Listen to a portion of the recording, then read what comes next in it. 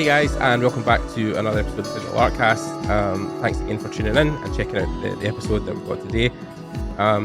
In a tradition of what we've been doing the last couple of weeks, trying to break up what we previously had on, which is against things like concept artists, 3D artists. We had some UI guys on recently, and people from different walks of industry. But again, so what we're trying to do this week is talk more about the industry as a whole and where it sits and what's going on with it. Because, unless you've been living under a rock for the last couple of weeks, you would have noticed that both tech and games, and maybe even to an extent films, have been going through a kind of recession in the sense that, there's been less work, there's been less jobs, there's been mass layoffs. Our last episode with Fernando Ferrero, we talked about that when he worked at Blizzard and him having to say goodbye to a lot of his colleagues all of a sudden when Blizzard faced a major layoff. I think Blizzard Activision was 1,900 people. I can't remember the specific numbers from where that came from, just Blizzard, but yeah, it was a good couple hundred people anyway, including the fact that they cancelled the survival game. So that whole squad of people who were working on that for the past 2-3 years were laid off or moved on. So in that regard, I have been speaking to a recruiter, someone I've actually had on my LinkedIn for a couple of years now. We've had a back and forth conversation about the industry and the way it has been for a while. And I just eventually thought it'd be a good idea to get him on to talk about, from his perspective as a recruiter, where the industry is at currently, and maybe anything we can do to kind of navigate the minefield that is games and tech at the moment, and how to maybe keep either in a job or look for new jobs and get back off the rebound of being laid off. So today, I want to introduce someone that I think will be a great interviewee, Mr. Darren Butler. Hey Darren, how's it going? Hey Gordy, how are you doing? And thanks for inviting me on. It's been, as you say, it's been a couple of years since we've been kind of connected and talking to each other. We've shared lots of different insights, so it's nice to kind of formalize this and potentially get it out to kind of the masses in a way.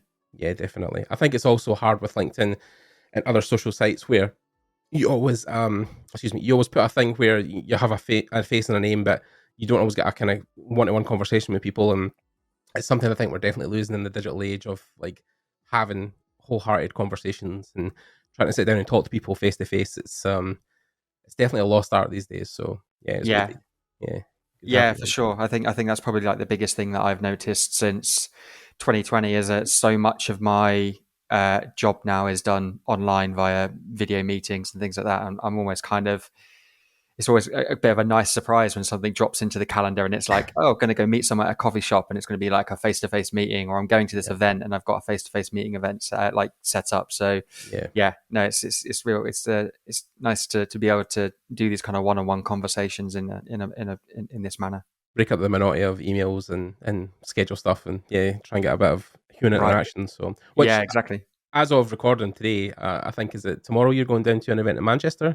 That's right. Yes. Yeah. So I'll be on the road from tomorrow afternoon. I'm landing in Manchester at sort of 6:00 tomorrow evening. And then there's an event Thursday evening, Reformat, which is a industry social kind of party, but there's like keynote speakers there and stuff like that. So it's just a really like brilliant opportunity to get some FaceTime with people that, again, like yourself, like I've had lots of like online conversations back and forward, emails, messages, that sort of thing for the last year and a half, 2 years, and it'd be nice to just kind of see them face to face for the first time. Yeah, no, again, I do enjoy the old school idea of just having a conversation with someone, which I think is, again, like say, through socials lost, and the days of talking to people seems like it's fading out. But I don't want it to, because that's part of the reason I enjoy these podcasts, because I get to talk to people face to face and engage with them. So I'm really glad that you're here and that we get to have this conversation. So appreciate it. You are a gaming recruiter, official title. You're running your own business, your own kind of like recruitment agency, which specializes just in games, or everything else, or like just games? Yeah, so it is just games. That is something that I've been passionate about for a number of years. It's where my kind of experience, or a vast majority of my experience, is. So just to kind of give people a little bit of background about myself. Please. Yeah. I've 7 years experience in recruitment. I started out in software development recruitment in 2011. It was very much at the beginning of like the app store boom. So everyone was looking for iOS and Android developers to come in and, make a iPhone or an Android app for them. And it very quickly kind of mutated into, okay, well, what other uses are there for C# and C++? And, it was kind of like the advent of tools like Unity and Unreal being kind of open source and on the market. And there were loads of studios that were kind of struggling with like their recruitment needs at that period of time, because very similar to kind of the process, or like, cyclical nature of the games industry as it is. 2011, we were coming off the back of mass layoffs, huge studio closures, breakups, acquisitions, that sort of thing. So Sounds familiar. very, yeah, exactly, yeah, very similar to kind of what's happened over the last sort of 18 months, 2 years, Yeah. for us here. And it was a good time to get into games recruitment at that period. Mm-hmm. I then stepped away from recruitment for a period of years. There's a number of different reasons for that, but ultimately I went into kind of more salesy business development type roles for a few years that kind of fit around my family structure and what I was doing, like in my personal life at that time. And then came back to recruitment post COVID in 2020, and I've been doing that ever since. And yeah, as you said, started my own business back in October last year, capitalizing on that network and that experience, and just being able to do it for myself in a way that I want to do it. I think my experience of working for other people and doing it the way that they wanted it to be done, and not necessarily agreeing with their methods, didn't necessarily make for a great kind of working relationship. So being able to kind of pull away from that and do it the way that I want to do it, in a way that I think still works. It's been really refreshing these last sort of, wow, what is it? We in April now, 6-7 months. I mean, that's flown by even in itself. Yeah. Probably nearer to 8 months actually. So yeah, it's been a ride. It's been a incredible kind of period of time for me. Yeah. And was there a particular draw of why you wanted to come back into recruitment? Like, you talked about you left and you kind of went back to a quote unquote normal job. Yeah. But then came back into game recruitment. So was that a thing where you were missing it to an extent, or you just missed the idea of being involved in the recruitment process or games in general? Yeah, so well, it's a mixture of both, to be honest. I think, I'm an avid gamer, have been since I was 4 or 5 years old, when I first picked up a controller for a SNES and played Super Mario, sort of 91, 92, I think, around Oh, about then. same. Yeah. I was Mine was Legend of Zelda on NES. So yeah, yeah. So I was maybe 4 or 5 years old, and I've been a gamer ever since. Really, I've been fortunate enough to own pretty much every console between then and now. Definitely a fan. Yeah, because we had this conversation like before we started recording about how I've interviewed Lorne Lanning, who made Abe's Odyssey, and you were saying Yes. again that speaks to your heart. Yeah, so Yeah. yeah, it's the old school gamer kind of idea of getting into games is difficult, because I think when I first got into the industry, I met a lot of people who worked in games and studios, but they weren't really gamers per se. They weren't really like me, like who obsessed over every console, every game, And I worked for a couple of years as a journalist before I got into art. So I worked as a games writer, basically. But like that was on the side, and that wasn't like an official job. But yeah, like you find that it's like a thing that's either like a 1 or 0 in the industry, where people either are huge fans of the industry or are just people trying to get a job. Yeah. I've come across like both types of people, and I think like that extends to multiple different industries as well. Really, I think I've grown up with people that were quite athletic and quite sporty, and they played football and they played rugby because they were good at it. But Right. actually, in normal walk of life, like you ask them like, oh, who do you support, or did you watch the match at the weekend, and they're just like, nah, I can't really be bothered with it. And so I don't even really like it. I just do it because Right. I'm good. Because I'm good at it. And it's Yeah. you see that quite a lot in the games industry, right? You see a lot of programmers and engineers that are amazing with numbers and amazing at at that kind of job, but ask them about kind of like their favorite game, or what game are they playing at the moment, and they're Right. probably like a little bit nonplussed. Yeah. But equally on the other end, like there are so many passionate gamers in the industry that are working tirelessly on a game, and then they'll go home and then they'll put in 4 or 5 hours into Their personal stuff. doing kind of like Fortnite and Roblox and Yeah. Starfield and things like that. Yeah. Or making fan art based on the games that they love, like Zelda and Yeah, stuff yeah, like that. exactly. Yeah, Yeah. yeah. Yeah. There's loads of different things Yeah. going on.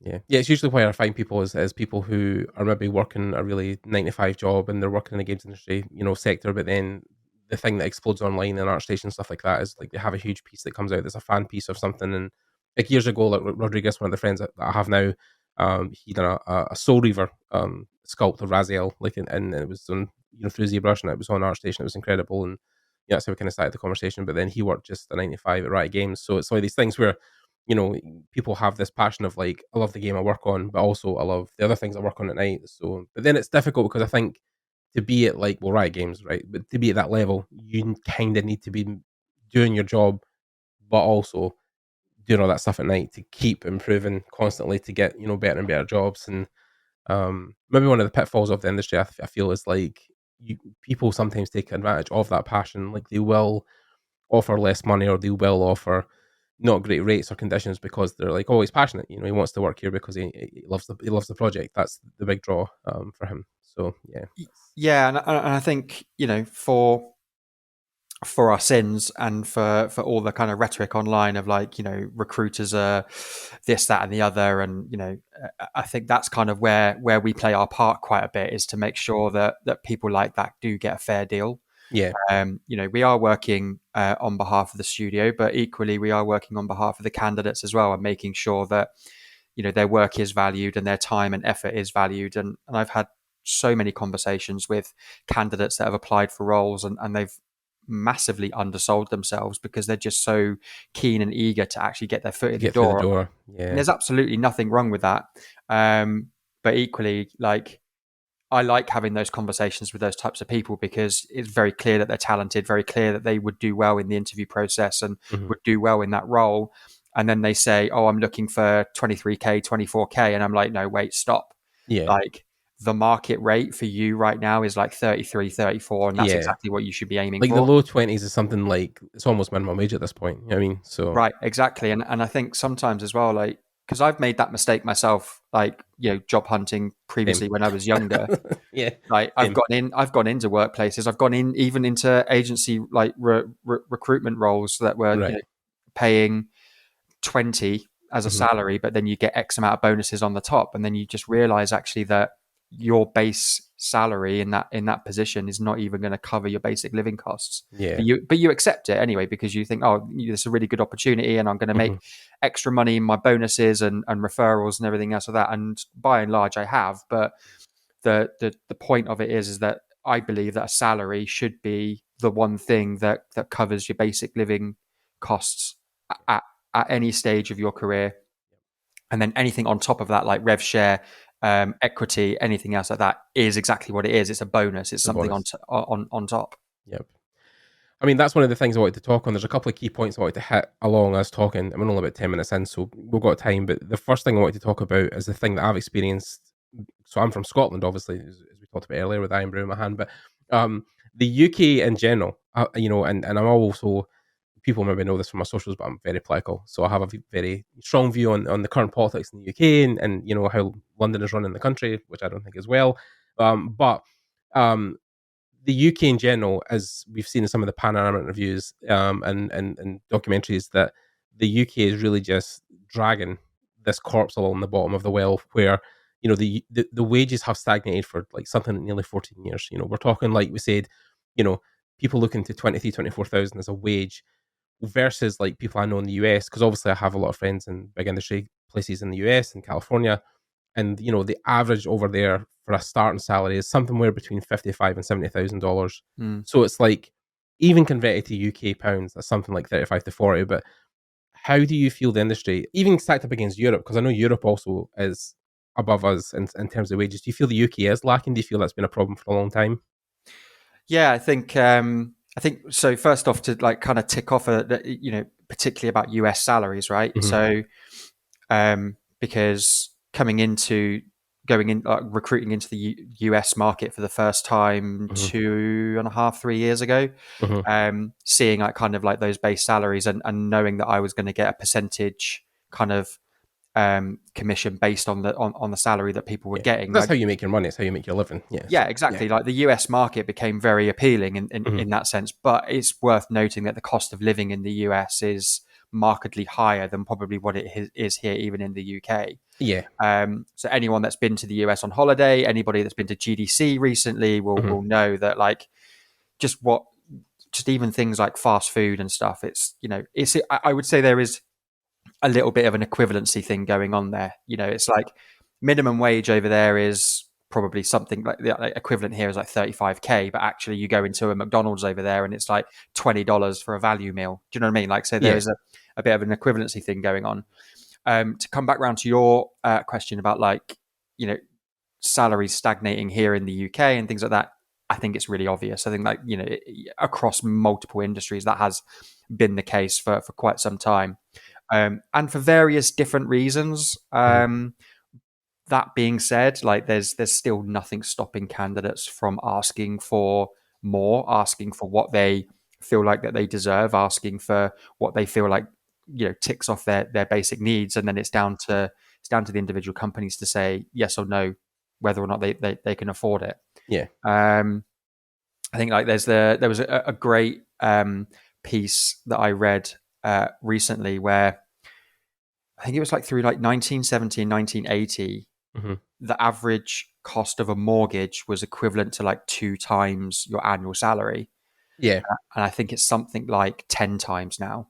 I think it's close. Yeah, I think I watched Steve Wright talked about that on BBC. It was something like close to 12 and a half times. It's something ridiculous. It's Yeah, something yeah, that's yeah. obviously completely unattainable, but by Yeah, yeah, yeah. modern standards. But yeah, it's also dependent, obviously, where you live, and Of you know, if course. you're in London versus like our London or City London, or if you're in the north of England, all that kind Yeah, of yeah, yeah. plays in it. Yeah, And I feel like those trends are happening even actually outside of London. So I live on the south coast, right, in Portsmouth. So, right. um, you know, just seeing kind of how that is also kind of being replicated even outside the capital city Yeah. is quite alarming. I think a I lot mean, of no one can live in London at this point. It's way too expensive to like live in. Like, it's just, nah. most houses are close to a million in the city centre. It's like, Yeah, yeah. I mean, I see quite often like adverts for private renting, and it's like £4,000 a month for a 1 bedroom flat, and it's oh just like yeah, people what selling kind. off their back shed in the garden for like 600 a month or something. Yeah, Like, yeah, yeah. It's crazy. I just can't even fathom like the type of salary that you would need just to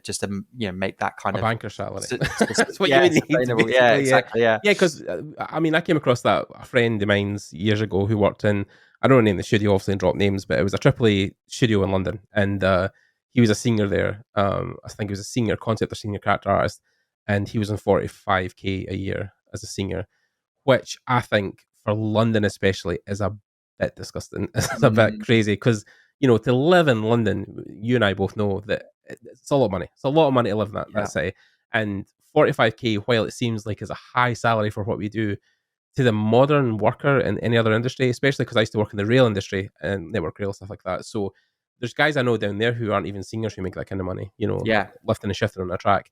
So it's like, that's the thing that is annoying me, is that I don't think people are getting their worth when it comes to the work.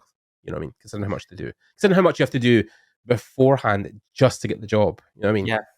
Yeah, exactly. No, no, for sure. And I'm really kind of like an advocate for making sure that studios are set up in a way that doesn't require candidates to do so much work before a decision is made. And Yeah. equally, like I've got so much like data like gathered up that I can show both studios and candidates to say, look, this is the going market rate. This is what you like the salary banding should be, and this is what you should be asking for as a candidate. And just trying to, I a lot of my content on LinkedIn is always been about kind of making the hiring process as smooth and as easy as possible for both studios and candidates, and making sure that both people are getting as much value out of the system as possible.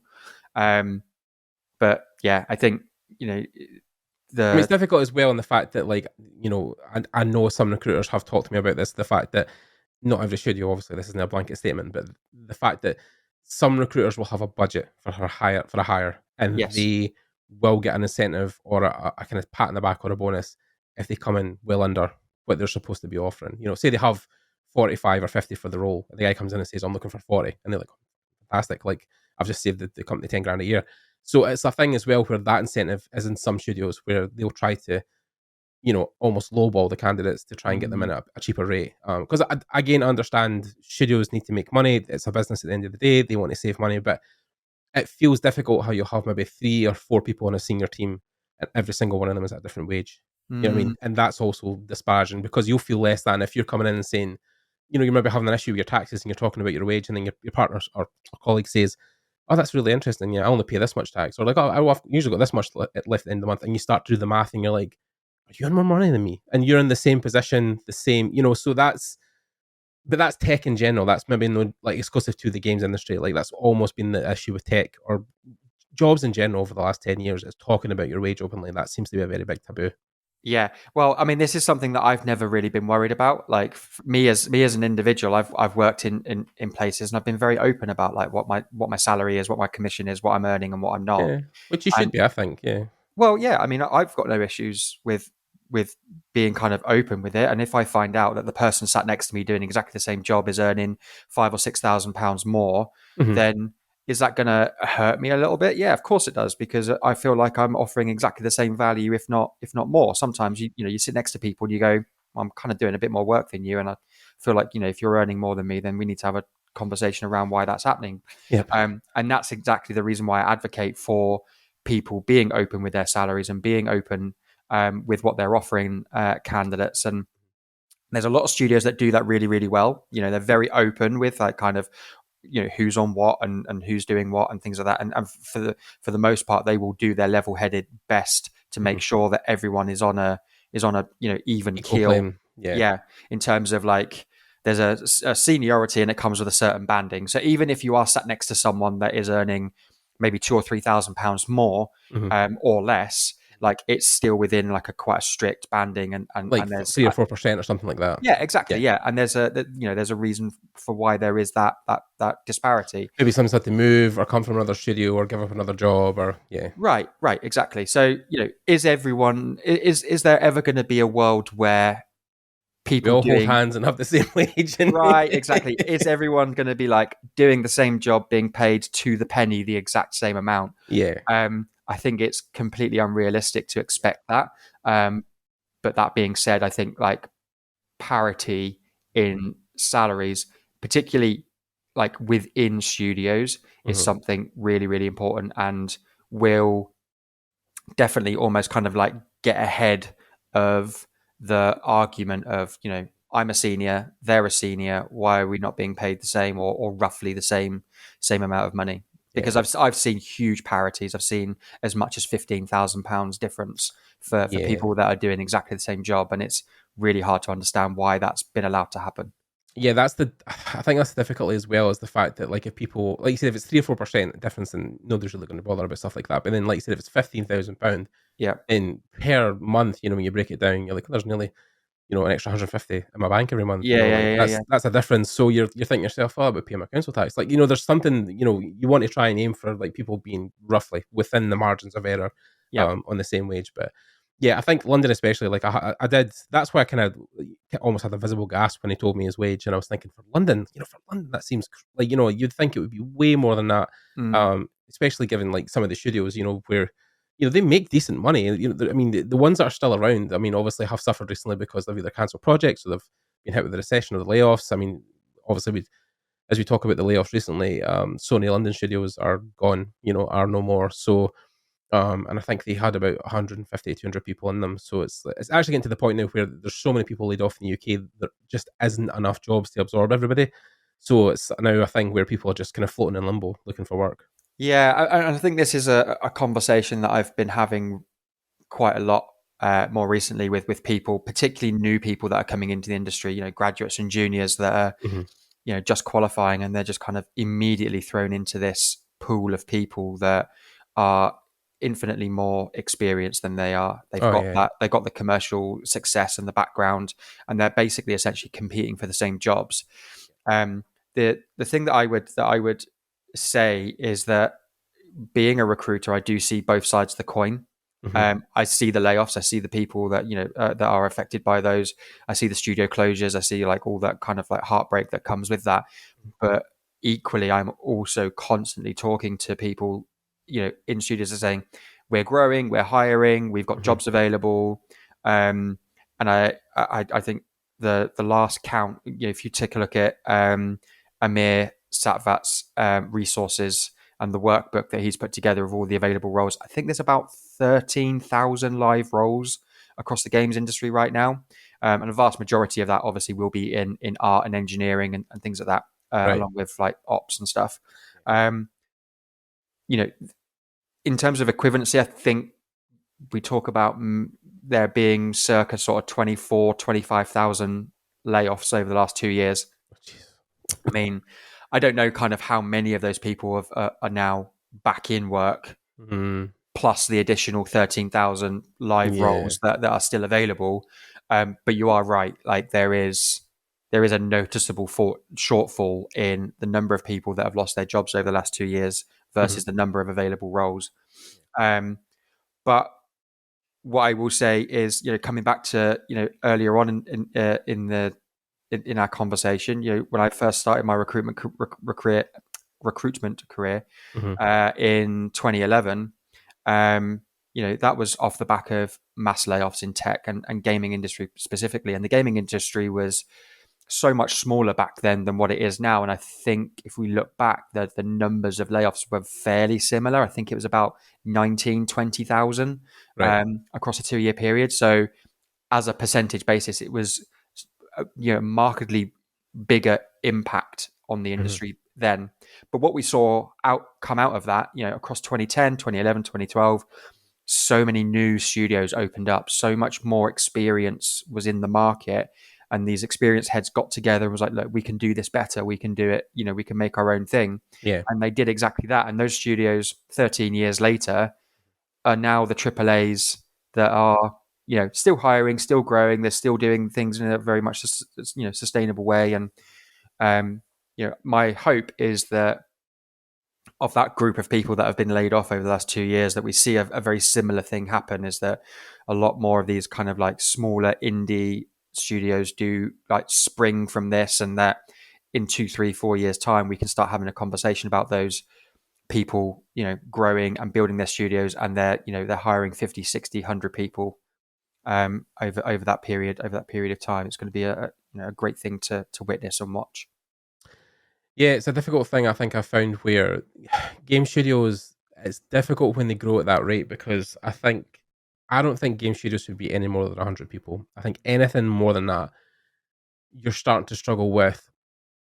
Communication across the studio is one of them, obviously, trying to keep everybody on the same page, but also, disparities in wage, HR, conditions for living, and also just a communication breakdown and making the game look like one cohesive project, and keeping everybody in line. And it's obviously why you have managers, and managers have people, and people have managers, and I get that. But like, I think one of the booms we had with stuff like Riot Games and Blizzard is that they were kind of just expanding constantly. There was never a period where there was a layoff of just the fact that like we're not hiring this year or we aren't taking anyone for 6 months. There was just every time you went on their website, it was just constant, more and more people. And then, of course, when the inflation or the investment balloon burst, then it was the fact of now we have too many people. We have to let people go. It's difficult, I think. Blizzard, we can talk about that to an extent, where the thing I found was really scummy, specifically with what Phil Spencer done with the studio was, after the acquisition had went through and everything was finalized, he was at a huge party for Blizzard where everybody came out to the campus, and like all my initial friends in the industry were all from Blizzard. So I was seeing everybody's feed at the time, people taking pictures, and they were out, meeting Phil and having cake with him and beer, and they paid for, I don't even know how much the party would have cost Blizzard, or would Microsoft might have paid for it, where, there was a big fanfare and there was things going on and everybody, and huge thing all happened. Everybody's happy, cheering, a big thing where they all cheered and went, yeah, we're part of the Xbox family, took pictures, and then within 3 weeks, everyone was laid off. It's like, why breed that culture of we're glad to be part of the Xbox family?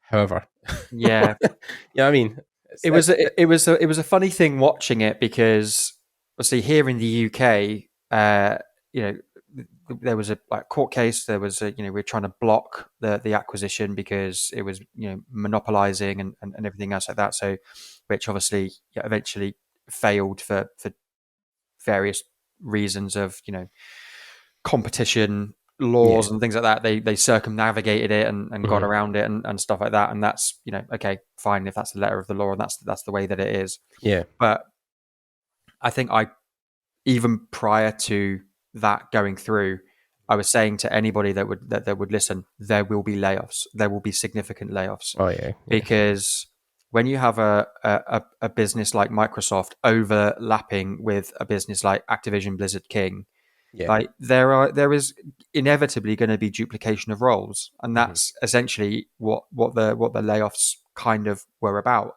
yeah, in this specific instance. And as far as my knowledge goes of people that have worked at ABK mhm, and a lot of the media that has covered the layoffs as well, it was about duplication of roles. yeah, It wasn't necessarily where we've seen more recently with like Crop Circle, for example, where it's potentially poor financial mismanagement or poor oh management yeah. That's decisions. that could be a whole podcast just that Yeah, one I thing know. I've been following it, and I'm waiting for the article to come out to and drop. Yeah, we all yeah, are. Yeah, yeah. yeah, But I feel like that kind of overlap with two massive businesses like that. There was always going to be an issue with duplication of roles, and yep, you don't need too many people doing the same job, right? So it's a huge shame, and like there were, I think the significant number of layoffs is probably the headline factor in that. I think it was 1,500 in the end. So mhm. not a small amount of people by any stretch of the Oh, it was nearly imagination. 2000, wasn't it? It was 1900, wasn't it? Yeah, was it as much as that? So I saw Yeah, 1,500 yeah. in the immediate. Still a lot of people. Yeah, yeah, it's quite 1900 people that can't pay their mortgage or can't pay their bills next month of their health insurance. Yeah, it's like, right. yeah. I Exactly. mean, that's also the depressing thing. Not to cut you in here, but like just the thing of seeing like people on LinkedIn being like, I can't pay for my heart medication next month. I might die. Yeah. It's just like, oh, what the fuck? Like, you it's can't just, you can't even comprehend, can you, yeah, the lack of like empathy in that decision making. I totally get it in a sense of like so much advice comes from like people that maybe are in a position of privilege, or certainly advice that I've received previously, because I've been made redundant myself same. in other roles. Yeah, That it's a business decision. It's not personal. It's not anything to do with you as a person or your yeah. performance or Even if anything the else like studio that. runs out of money, it's just like, what else can you do? There's no money Yeah, left. exactly, It's, and yeah, that's fine. I totally appreciate that. But like you said, when you're then watching, stories like you've just mentioned there play out, and it's like the impact on that as an individual. Okay, fine. The decision to make you redundant wasn't personal, but now it yeah, is affecting you personally. yeah, Is yeah, it's just crazy, and it's heartbreaking to see some those cases yeah. play I mean, out the it's way they are. one of these things where it's why I run the Discord and why I've really been trying to champion the job board and like helping people back in, and even why we've set up like a small indie dev like developer within the Discord to make a game just to give them something to do while they're looking for something else, and if the game takes off, great, that's something else they can put in their CV, but whatever. But yeah, it's difficult because like even as an individual, I can only do so much. Like I can only catch so many people as they fall. When the Discord started, I think we had 200 people back in like December. Now we have nearly 1,500. So it's like it's great we have those people on board and they have somewhere to kind of converse. But Mm. like at the same time, I just want to get as many people back into work as I can, and it's difficult because like yeah, the way the whole industry is sitting right now, it is difficult to get them back in. Although like you say, maybe 10% are back in work or maybe more. But yeah, the landscape at the moment is difficult to say the least. Yeah, and like I said, I'm still very hopeful of that, tide turning, and even more recently, like I'm seeing a lot more people on my LinkedIn feed of like, oh, I've got a new job, I've got a new role. I'm seeing that now a lot more often than I am seeing news about studio closures. So Yeah, even that is, a turning of the tide a little bit. I think what you've built with the Discord server is incredible. I think the fact that you've got a job board channel on there as well, and signposting people towards those particular roles is fantastic as well. So I think people like yourself and people like Amir and Alexander Rem and Aaron Goldsmith and everyone else that's part of that community of people that pushing and driving people and signposting people towards different socializing things. Because Aaron's even started the whole like social Saturday or social Sunday, but the thing of like just drop in and say who you are, drop your link, meet people. And the thing is as well, you never know where that might lead or where that conversation might go. I think the number of times that I've spoken to someone just on the off chance of like, I might be able to help them, and then it turns out that actually they're able to help me and assist me. Either it be for a referral or an introduction or a recommendation or whatever. Like, and I think that's probably one of the key points that I would really want someone to take away from this podcast is that networking and connection with individuals is so important. And we mentioned obviously right at the beginning of this podcast, so like being able to do face to face and being able to do these like video calls and things like that is really, really important. Because you don't know where that's going to lead. The contact will bring you in the future. Yeah, right. Definitely. Exactly. And I just recently actually did a talk with a group of students at Atlas School over in Tulsa, in the US. And that was something as well that I was just trying to get across to them as well. Just like get out, meet people, go to events, build an online presence, contact people, talk to people, ask like genuine questions and things that you want to know. And, always kind of pushing the idea of like, don't be disingenuous with it in any way. There's no value in contacting an art director and going, here's my artwork, I'd really like to come work with you, but like, because they get thousands of those probably in a week, and it's just unsustainable for them to come back and respond to every single one. But if you are a concept artist that has a specialism in sci-fi and you like creating fantastical alien-like creatures, and of a studio that is creating a game that fits that, absolutely reach out to the art director, reach out to the art manager and go, look, I've just read that you're creating this amazing title. It really fits like the type of work that I love creating. Can you take a look at my portfolio and tell me what you think? You might get good feedback on your portfolio. You might get constructive criticism. You might get nothing at all. But the point is that you've taken the time out to understand what it is that they're doing, what they're working on. It aligns with what you want to do with your career and what you're passionate about. And I guarantee you that 70%, if not 80% of the time, you will get some sort of conversation formed off of the back of that. I would never advocate for anyone just going out and applying to 100, 200 different roles with the same CV, with the same portfolio, going to a range of different studios that do totally different titles that just don't match what your previous experience is, or the art style that you do. Like really like drill down and focus on what it is that you want to do, what you're good at, and which studios and which people are going to pay attention to that the most. That's what I would say. Yeah, it feeds into a bit of advice I got way back in the day locally here in Scotland, because I got to, like, early on in my career when I left my job and I started going back to school and looking to any concept and other things.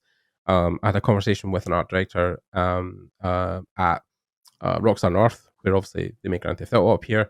But he always talked about the funny thing of they get so many portfolios with like stylized orcs and Warcraft art and stuff like that, but then their games are mostly realistic and take place in cities. He's like, so where is that going to fit into the thing we're doing currently? If it's Grand Theft Auto 5 at the time, or it was 6 now, how does that apply to what we're trying to make? And if it isn't, if there's zero relatability, then yeah, of course, why would he even respond? So like, I always kind of laughed at the time and said, I could never imagine when people would do that. But, I've seen it more and more now for the industry, where people will send me stuff and say, I want to work for Blizzard, I want to work for Riot Games.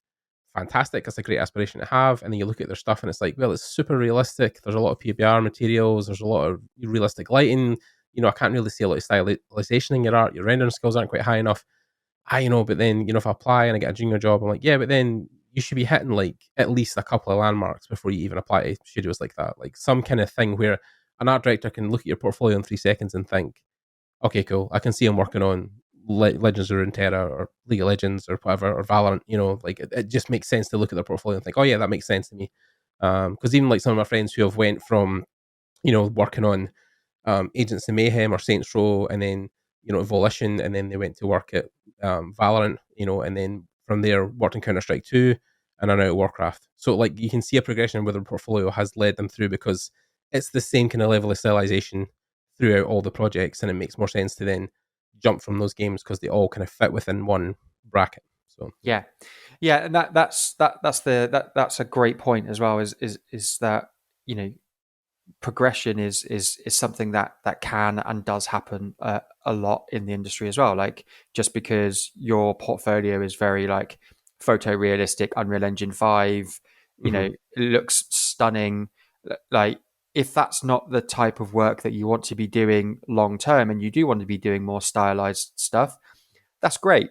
But understand that your portfolio, the way that it's set up now, is not going to immediately lead to those types of opportunities and roles, because the hiring managers will want to see stylized, fantastical kind of creature, work before, that conversation happens. So there's nothing wrong with then like going into a studio, like you said, like a Rockstar North, that very much focus on, urban landscapes, realism. I know they use proprietary tech, so Unreal Engine isn't necessarily relevant to that conversation. But if you can work in something like Unreal and know the basics, you will be able to translate that to yes, of the course, Rage engine.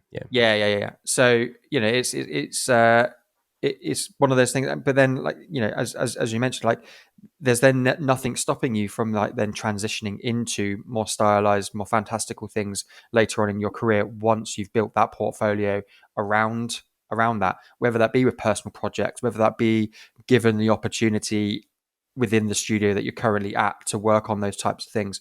It all comes with time and development of that. But there's one thing that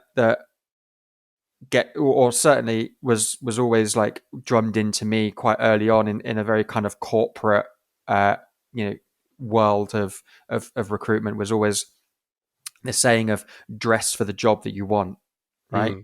And it's not necessarily relevant to like today's society, because I think a lot of people now, like, there's very much dressed down, and this kind of like suit and tie, in the office kind of idea is slowly evaporated. But the principle of it is still very much the same, right? If you want to be a stylized character artist working on something like League of Legends, working on something like Warhammer, then create your portfolio around that. Make sure that your portfolio looks like you can do those types of characters and that type of art on a consistent, regular basis, and to a high level.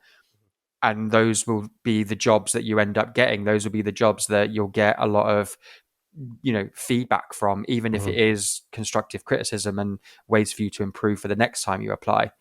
That's just all I would say, is that, it is very much the principle of dress for the job that you want, and not the one that you have.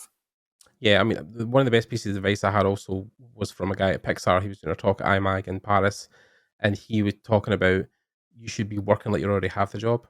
Yes. Like if you have nothing to do, say you're fresh out of school and you've graduated, you're sitting there, Monday to Friday, and you've no real work to do, outside of your normal job. Get up at 9 o'clock in the morning, sit down with a task, do it all day, finish at 5, clock off, relax, rinse and repeat the whole week until you have a portfolio of work. Because that will be more determined in getting you work than, maybe spending 2 or 3 hours a month on one piece and then saying, okay, well, there's one thing I'll spend next month on another thing. The idea I've always been told by a lot of senior guys is consistency. That's what people want to see more than like good work. Like the work has to be of a standard, but like if they can at least see you're trying, like, oh, like you put out like 2 or 3 projects in a week, or like he's put out 2 or 3 projects in a month, but every month, like if that's the idea that you have behind your portfolio, is that at least it's not like industry standard or like senior level or whatever you're hoping for. But if you're consistently putting out decent work every other week, then sure, that gets you more attention than like not doing anything at all. And I mean, I'm very guilty of it myself, but more on my journey about like how I just can't decide what I want to do. But like even the thing when I wanted to work for Hearthstone, and I mean that's still a dream of mine, but like um I'd done this challenge when I was like I'm gonna study a Hearthstone card every day for a month. So every single day I'll put a card next to me, I'll open Photoshop and I'll copy it to my best of my ability, and I'll give myself 3 hours every time. And yeah, like I've done it consistently enough that like people from Blizzard were adding me and were commenting on it and being like, "Oh, this is incredible, man! Really well done," and blah, blah, blah. And obviously, I'm copying work, so it's not my own, and I'm just studying whatever other people are doing. But the relationships I then formed to then go into the studio in 2019 and do a tour in LA, like people were always like, I was getting introduced as Gordon, and people were like, oh yeah, and then I showed them my socials and like, oh yeah, I remember like you done the Hearthstone thing years ago. Like it breaks into people's minds that you at least have tried, and it's the same way like recruiting art directors into your cause.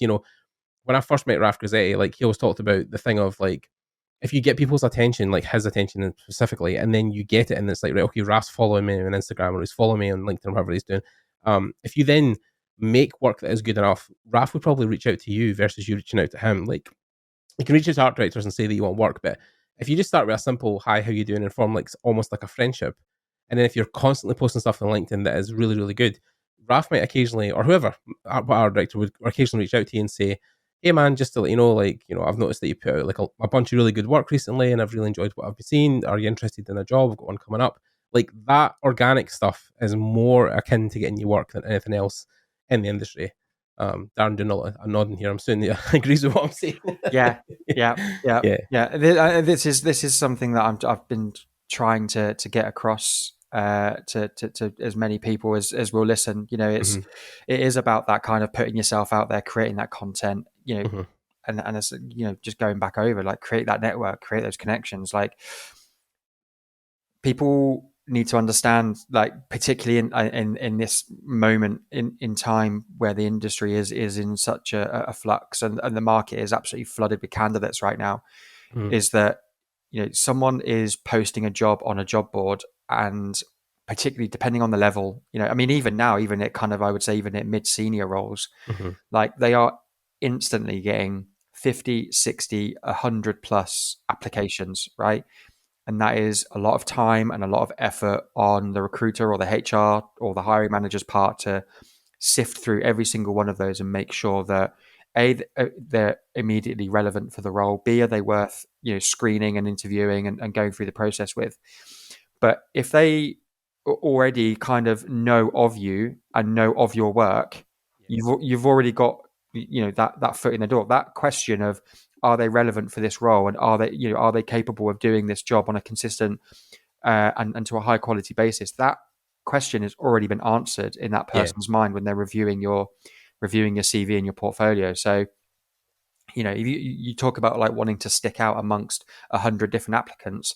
It would be that, is put content out where people can see it, create conversations, build a network that is relevant to the role that you want to do. So if you're a concept artist, add as many concept artists, lead concept, lead 3D, lead 2D, art directors, art managers. Mm-hmm. Add as many people as you can that have relevant job titles, with seniority as well. People that are going to be able to make a decision on you and be able to appropriately judge the work that you do, and give feedback and give constructive criticism on how to improve.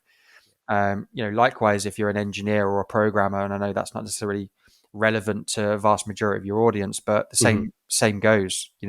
If you're currently looking for work, but also not consistently contributing to things like GitHub community projects and stuff like that, and consistently putting out, like, stuff that you've worked on, or building stuff for yourself, even as like a demonstration of your skills, then hiring managers aren't going to know what you're capable of beyond what you've put down on a bit of paper. Yeah, it's very relevant. I think we've been talking about recruitment for a while, and it's one of these things where, like, yeah, it's a hellish landscape, but I think, like you said, there is hope in the fact that, like, the industry will go through a shift, And out the other side of that, like you said, new studios will pop up, but also new roles might appear. There might be things that we never thought would be a job, and then eventually will be a job, because obviously, like I always talk about when I started in the industry and left my job back in 2012. Concept design was fairly new. It was becoming its own specialized category of work and job. So it's like you know where the landscape's going to go in the next 5 years. It's very difficult to predict, but I think as long as you are adaptable to what you do and can learn pretty quickly and have an eye for detail, you'll always find work in some sector or another. You always have some variation of work that you can do. So, which is, I think, probably relevant to what we're going to kind of close on. But so AI is obviously something we've talked about a bit, and the industry as a whole is kind of adjusting as it takes its claws into many various fields of the tech industry and sector. You always see these articles about the guy that laid off 95% of his staff to be replaced by AI and stuff like that. And we kind of talked about its origins and where it's went and why we think it's maybe hollow and on the inside. I think AI, for me at the moment, I think it is over promising and under delivering on what it can do. People are kind of touting it as the next generation, but it's funny because I've read 2 books so far from people who have studied AI most of their lives, and they're kind of like saying that they don't see it attaining this like oneness, this singularity, for at least like another 30 years. They feel like it's way off in the distance. They don't think it's anywhere near capable. It can talk in a sense that it can respond and answer questions, but intelligence of that level, like human intelligence, they feel is like still like way off in the distance, like nowhere close to where it is now. How do you see it affecting the job market in the future and like where it is currently? Yeah, it's an interesting question, and certainly pertinent to artists. I would say, because there's obviously a lot of Gen AI um, stuff. yeah, there's a lot of like generative AI and Mid Journey and Runway, and like there just seems to be like a new program like every week that is Yeah. constantly improving and constantly able to effectively do what concept artists and 2D and 3D artists have been doing for forever and a day as their profession. What I would say is right now I can see where it would fit into the art pipeline in terms of being able to give inspiration, being able to give like real artists, something to draw from and Like blue something. sky kind of stuff. Right, exactly. I want to create, alien world that has, these colors and this kind of, foliage and vegetation and things like that, and then pop, something comes up and you go, oh, I can take something from that and I can take something from this, and brilliant. Um, in terms of like, do I ever see or foresee, you know, Mid Journey and Runway and things like that, like the output actually being implemented into the art pipeline and eventually into a finished game? Short answer, no. And the reasons for that is because there's so many little kind of flaws and optimizations, and Yeah. I mean, even now, like there's a legal conversation about where is it actually getting the images from, where is it actually getting the animations from, Yeah, because and that EU law has just, I don't know if people know this, but the European Union has just recently passed a law on AI that makes it so that companies now have to disclose where they right, get their information from. yeah, exactly. But just even like generative AI machines in itself, like I think it's been proven now beyond any doubt that you put in a prompt into Midjourney and it throws up a picture, and chances are it's a mishmash of copyrighted art that already exists. So there's that conversation to be had if a game studio is going to start using generative AI in its Which art could be a legal pipeline. nightmare. Yeah. Yeah, exactly. So I think for the most part, most game studios are avoiding it. There's a lot of advocacy to avoid it as well. There's lots of people that are now very much like quite vocal about being anti AI and stuff like that. Oh yeah. The only thing that I would add to maybe balance that and be a bit more kind of positive about AI Hmm. is just in the kind of normal everyday tasks that you would maybe spend minutes or hours on doing in the week that you no longer have to do. So things like, for me, I use it for inspiration on like creating content for LinkedIn, for example. Like, Right. Yeah. what can I talk about that will get this outcome, or this, what can I suggest as a talking point based on this week's news, that sort Yeah. of thing, rather than me scrolling through several different news sites and several different publications, looking for kind of talking points to develop content and things like Hmm. that. Like, ChatGPT will just list a load of bullet points for me, and then I'll go, okay, yeah, that's cool. I can talk about that. I've got knowledge on that situation. I can do this. Brilliant. Okay, fine. Still not an advocate for, copy and pasting straight off ChatGPT, because it's Oh so no, of course. Yeah. Yeah. so obvious. It's so, Yeah. and I don't think people realize this as well. Like, Yeah. people that are copy and pasting ChatGPT content and putting it on their LinkedIn feed, or putting on their CV or their cover letter. Yeah. It's so obvious that is what you've done. So please stop doing it. Mm. But using it as a tool of inspiration, I've got no issues with. And yeah, I mean, like I said, I don't see it forming any part of workflow or Pipelines and stuff like that. pipelines or anything like that anytime in the near future, if at all. I mean, you talk about that kind of like period of singularity being decades off, even Towards the end of the century, anyway. Yeah. yeah, but even at that point, I just don't see why that would be a thing when Mm. we've got human artists that can put human emotion and blood, sweat, and tears into a product. And ultimately, like, that is what is going to sell the product as well, is the fact that it's been created by people like me and you, that, Yeah. there's so much more value to that than just a nameless, faceless AI piece of art being part Mm. of a game that we're playing. Like, it just doesn't seem to make sense to me. Yeah. So as of this recording, Feng Zhu has done a really good video on AI and his thoughts on it after coming back from Paris. So I don't know if you know Feng. So Feng is one of the biggest concept artists in the world. He worked originally on the prequels, the Star Wars prequels, alongside Ian McCaig, but then formed his own studio in Shanghai, and it has now taught people at what's called the FCD school in I think no Shanghai, maybe Singapore. I think it's Singapore actually. But he's taught there for the last 10 years. And when he came back from IMAG, he saw the problem that really resonated with local concept artists was that people are making more or less the same thing, having been on ArtStation for long enough, which is, the big, beautiful picture with the big building or the big thing in the background and the little people at the side. Mm. There's a kind of copy paste of that over and over and over again. And he's like, sure, Midjourney can copy that stuff and that looks kind of cool. But what it really should be doing is, can you take a room in the ship and explode it, and fill it with a bed and a bedside cabinet and a computer and make it look lived in, tiny details to all the little things that are on the desk, like building out like a design process and problem solving like that. He's like, in my eyes, Midjourney could never do that at the moment as it sits. Like, it's just something it can't do. Like that, and that's the thing. He's like, as a concept designer, that's the thing you should be focusing on, is that kind of work. Is that, the big blue sky, fancy portrait landscape stuff where like the big building, the little person, like that's always great to look at as like, like a bit of inspiration. But then if Midjourney can do that in a couple of seconds, fair enough. But then take one of those ideas and really dial in on the problem solving of what does the captain's quarters look like? What does the engine room look like? What does the main drive look like? Like all that kind of stuff, the mechanical hard surface, inner workings, like that's the thing that will get you work versus the blue sky stuff, which is pretty pictures, unless you're working for like, like you said, like Magic the Gathering or Hearthstone and you want to do like the big splash images, fair enough. Like that's your thing. It's way different from concept design. But if design is a thing you need to get into, then design is what you should focus on.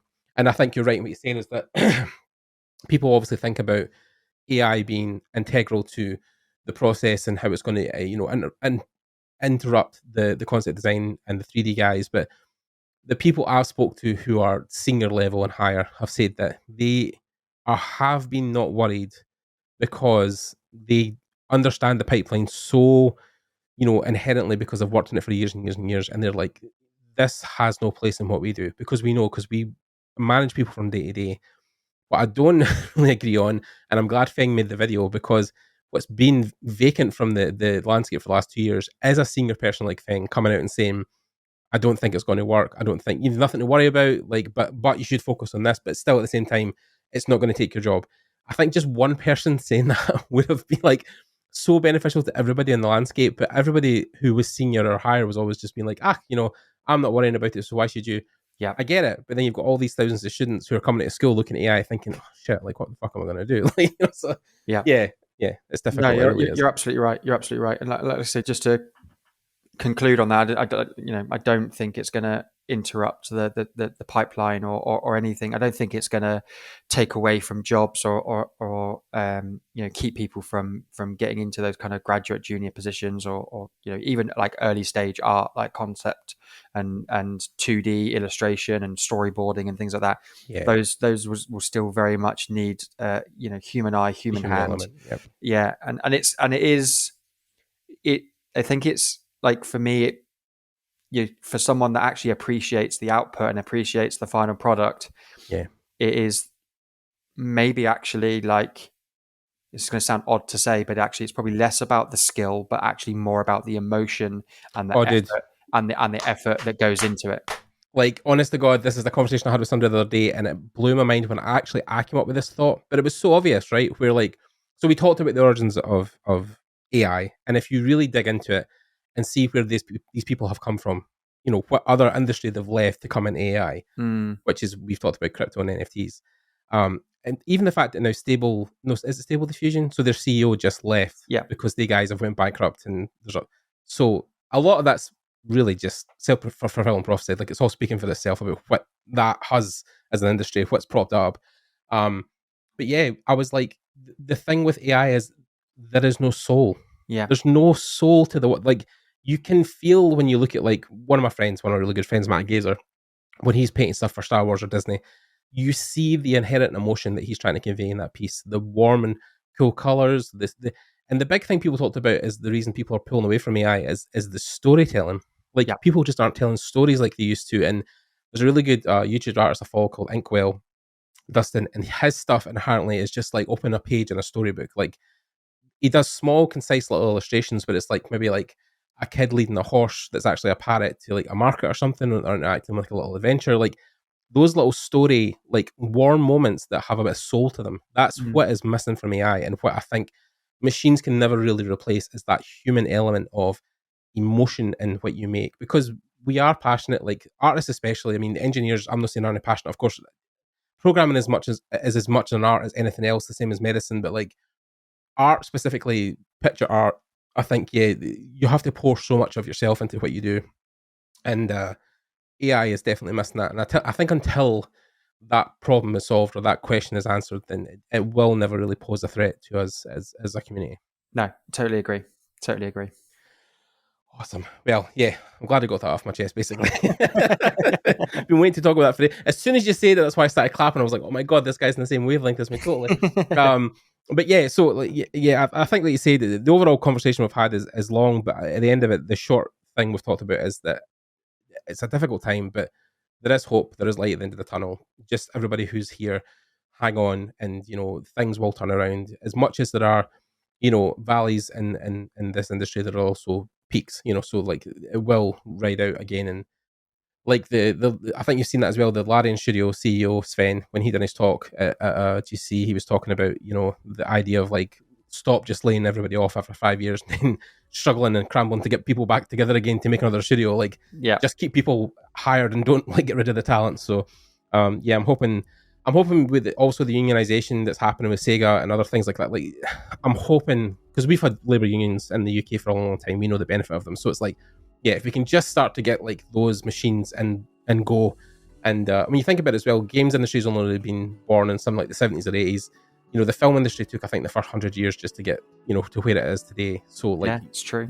We're at the birth of an industry, essentially. So we were born or were kids at the time when the industry was becoming a thing. So it makes sense that it's going through what we call the growing pains of the industry. That's starting to figure all these things out, like unions and contracts and long-term stability, 401ks and pensions. So we'll get there. Games aren't going anywhere, I can assure you. No, keep making more and more money. They're going to be here for a while. So yeah. Absolutely.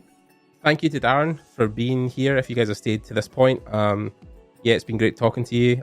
We might even try and get you back semi-regularly to talk about the industry as it kind of moves and Yeah, see what you think. I'd love that. Yeah, I'd love to come back and maybe talk again in 6 months' time, and hopefully we're talking about a number of different studios that have opened and are hiring people, and talking about more stable kind of future for the industry. I think picking up on what you just said there about like the unionization of Sega workers in America. I think I'm going to love seeing that play out over the next 6-9 months and see kind of where that goes. Yeah, definitely. Yeah, it's one of these things. I might even be talking to the guys at Empty Vessel who've just formed a studio. I know they announced that not too long ago. So Mick Gordon is their head of audio there. So that's going to be whatever they're going to make. The audio is going to be epic to listen to. But yeah, they might be coming on, and they've started a studio out the back of what's been happening in the industry. So that will be interesting if they come on. But yeah, we'll definitely get you on, and we'll try and keep updating with where the things are going. If people want to reach out to you or they want to get involved with what you're doing, obviously I'll leave links below, whatever you give me, but in general, where can they find you? Yeah, so LinkedIn, Darren Butler, the gaming recruiter, and you can email me darren@gamingrecruiter.co.uk. Cool. I'll leave that down below, and obviously in the description links, you guys can check out Darren's work and what he's doing. And just again to thank you, Darren, for coming on, and you guys for listening. If you have any questions for Darren, leave them down below, or you can reach out, of course, to his contact details. And we'll see you guys in the next episode. Thanks again for listening and checking out what we've been doing here. And I hope you guys are all staying safe and creative wherever you are. Bye, guys.